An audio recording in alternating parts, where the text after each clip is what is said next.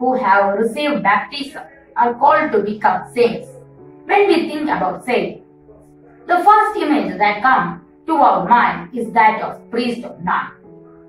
However, Carlo Acutis has changed his image from our mind. For the first time in history, you will find a saint dressed in jeans, sneakers and hoodie.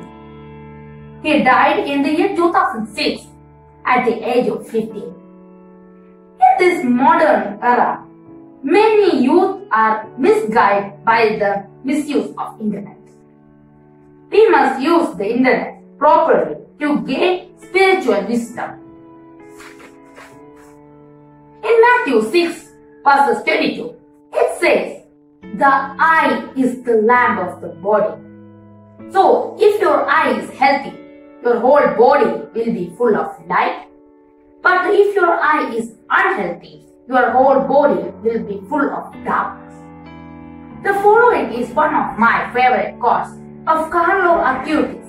He says, "I am happy to die because I lived my life without wasting even a minute of it, doing things that would not have pleased God." When his tomb was opened, his body was found intact. Holiness is not a distant thing, but very much within everyone's reach. Because the Lord is for everyone. He is saint of our time. Thank you.